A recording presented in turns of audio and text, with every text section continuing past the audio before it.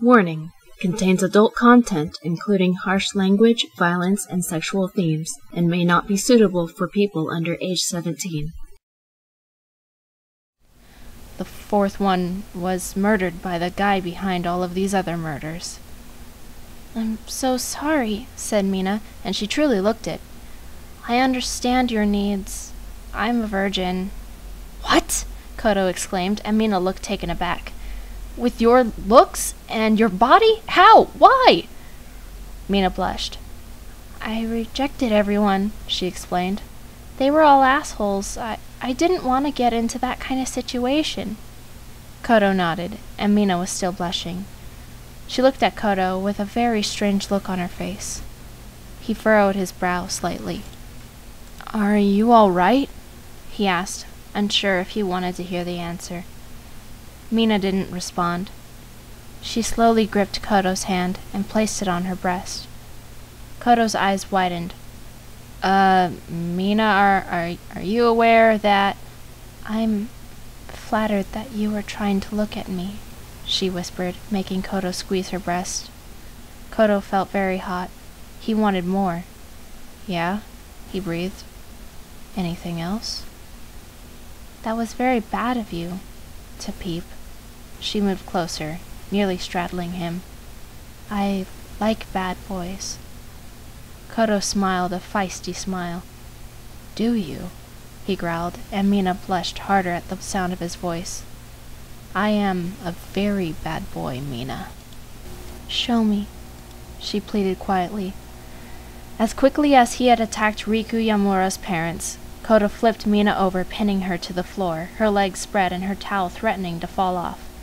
She stared up at him, wincing as Kodo gripped her wrists above her head. Her breathing was heavy, unable to take her eyes off Kodo's face. He was so attractive. "Is this bad enough for you?"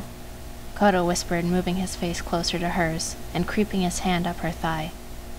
Mina shuddered, closing her eyes, wanting him. And then her eyes snapped open. She pushed Kodo off of her with her free hand and gripped her towel more tightly around herself, curling in a ball. "Hey," said Kodo in a sincere voice. I thought you wanted that." I do," she exclaimed, sounding as though she was about to cry. "But I can't. Oh, I can't believe I almost let you." She buried her face in her hands. "I'm such an idiot, rushing into such a stupid decision, and I encouraged you." Kodo sighed and stood up. Mina looked pitifully at him.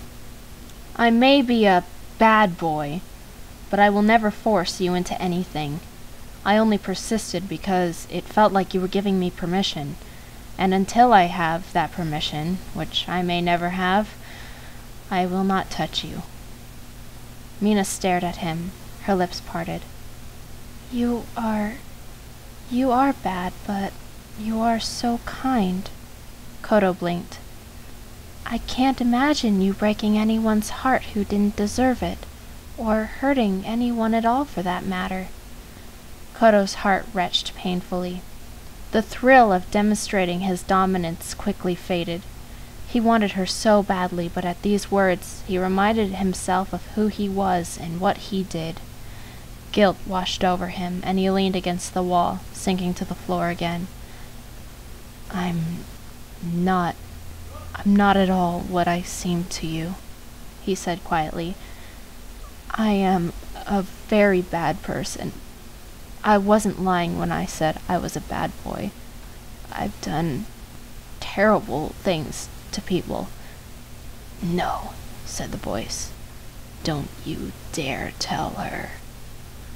"What kinds of things?" asked Mina, frowning. "Just hurtful things," said Kodo, choosing his words more carefully. "I've hurt a lot of people, Mina. I was a disappointment to my parents. I failed as a brother, and I betrayed many of the only friends I ever had. The only thing I have under my belt is my good grades and staying away from drugs." "Nobody's perfect," said Mina with a smile. "I've hurt people too, you know." Kodo scoffed.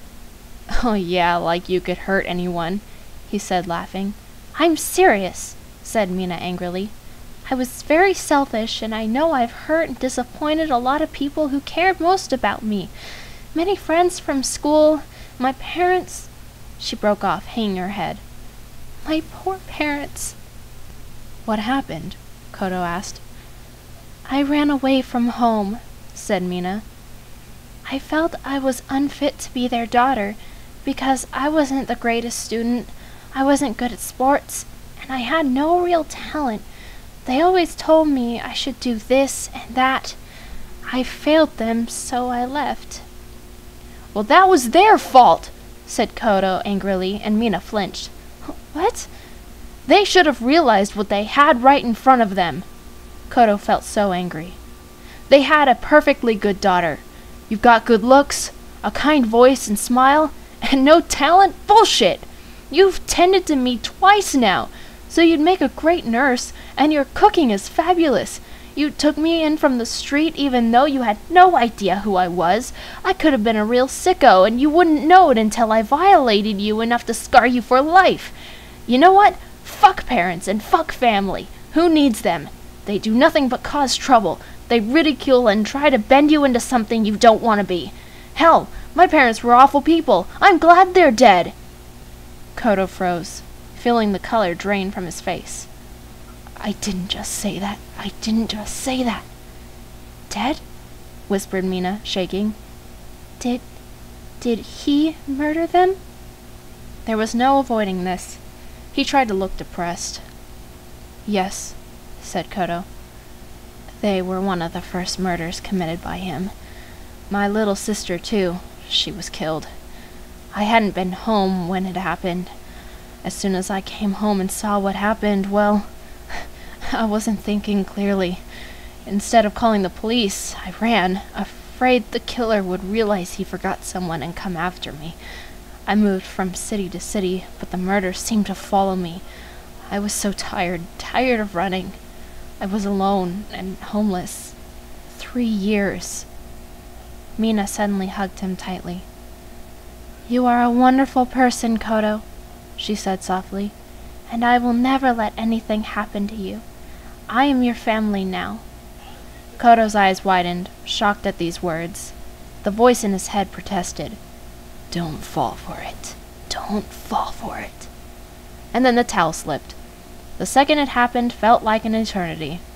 Kodo staring at Mina's exposed body, and Mina staring, embarrassed, at Kodo. Time caught up with them, and Mina clutched the towel again, squeaking and running into her room, probably to get dressed. Kodo smiled broadly, his hand on his temple. "Yep," he thought. "Those are nice."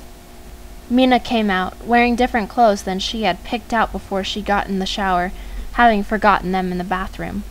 She hastily retrieved them and put them back into her drawers. She pointed to Kodo, who had Haku on his lap. "Forget everything you just saw," she demanded. Kodo laughed. "I can't," he chuckled, raising his eyebrows suggestively. "It was wonderful." Mina growled, but she sounded amused. "You're cocky, too, when you're not moping around the house," she said, turning to start dinner. Kodo's smile fell. He had to be careful. If he kept hinting things to her unwillingly, she would figure out who he was. "Now is the time," said the voice in his head. "She's got her back turned. Just grab a kitchen knife and stab her in the back, or cut her throat. Who cares how you do it? Just do it!" Kodo stood, quiet as a lion hunting its prey. He crept into the kitchen, grabbing a large knife, getting ready to strike. Again he found himself frozen at the spot, unable to hurt the woman in front of him. He lowered the knife and walked up next to her, sighing. "Want some help cutting those?" he asked, gesturing to the vegetables she was chopping. Mina laughed. "You'll need a smaller knife than that monster," she giggled. Kodo smiled weakly, putting the large knife back and grabbing a smaller one. "It's been a while," he muttered. "I know," said Mina sympathetically. "It'll get easier." "Kodo!" She grabbed his hand and pulled it away from the lotus root he was trying to cut. "You almost chopped your fingers off! Here, watch me." She closed her fingers to her palm, making a sort of paw. She rested it on the root she had been cutting, then continued to chop. "See? That way, if you aren't paying attention like a dumbass, Kodo glared, then you'll only graze your knuckles. Sure, it'll hurt, but not as bad as cutting off your own finger. But you shouldn't even cut yourself at all if you're careful. She hit him on the head with a carrot. Oh, sorry, Sensei, said Kodo sarcastically. I will try harder to be more like you. He put on a comical smile and clasped his hands to his chest. He mocked a high-pitched, girlish voice. My name is Mina. I work at a bakery and I make the cutest cakes. I wear the cutest clothes and I have such big breasts. Just look at them, Kodo. Show me you're a bad boy. He closed his eyes tightly and made ridiculous kissing noises. Mina cried out in anger, stamping her foot. Kodo opened his eyes, crossing his arms and smiling at her. Mina glared and then started talking in a very low voice. My name is Kodo, and I'm unhappy all the time unless I can sneak a peek at Mina's boobs, she said, hunching her shoulders. She started to swing them a little like some sort of deranged monkey. I'm so depressed, I feel sick if I express any form of happiness. I love my kitty cat, and I eat like a pig, and boy do I miss having sex. Kodo's smile turned into a sneer. Hey, fuck you, he shouted. Mina put her hands on her hips. You'd like to. Who wouldn't? Why would you? You're sexy. Well, so are you. I would like to have sex with you right now. I bet you would. They stood there, glaring at each other, but in their minds they had no idea what on earth just happened. They relaxed slightly, still staring at each other, looking a little embarrassed. So, dinner, said Kodo quickly. Right, said Mina, just as quickly, her voice a little higher than normal. They continued cooking in complete silence. The two of them had finished dinner, not having spoken a word since the fiasco earlier. They hardly even looked at each other. Mina silently stood, clearing the table. Kodo opened his mouth, about to ask if she wanted help, but failed miserably and shut it again, staring at the floor. What is the matter with you? Hissed that familiar voice. You are a killer! A killer! You kill people, that is what you do. You are quite skilled at it, and you know it. Don't get wrapped up with some girl just because she's a babe. You'll just end up hurting yourself. You don't want to feel pain anymore, right? That's why you killed your family. Kodo was ripped from his thoughts by the first words Mina had spoken in the last hour. Kodo, are you feeling sick again? She asked softly. You look so pale. Kodo looked at her quickly. I'm fine, he lied. I just feel overwhelmed. This part was true. He did feel overwhelmed. He was caught between his great desire to kill Mina and his great desire to make sure she stays alive. The truth was, he really didn't want to kill her all that much. The strange feelings he felt towards her sort of shunned his thoughts that continued to urge him to kill her. Sure, he didn't want her to ever find out about him, and if she did, what would he do? Would he be able to kill her? Or would he just stand there like an idiot holding a knife, but unable to go through with it? Kodo, come back to Earth, please, said Mina, sounding annoyed. Tell me what's on your mind. I'd rather not, Kodo said, not meeting her gaze. Come on, Mina urged. You can trust me. And again, his stomach lurched, but he held it down this time. There was that word again.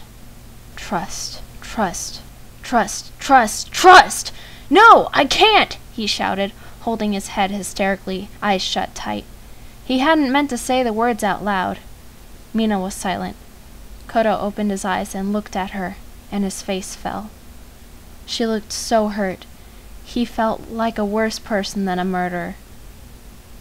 Mina, he said softly, but Mina stood and ran to her room, slamming the door shut. Kodo sort of sat there in silence.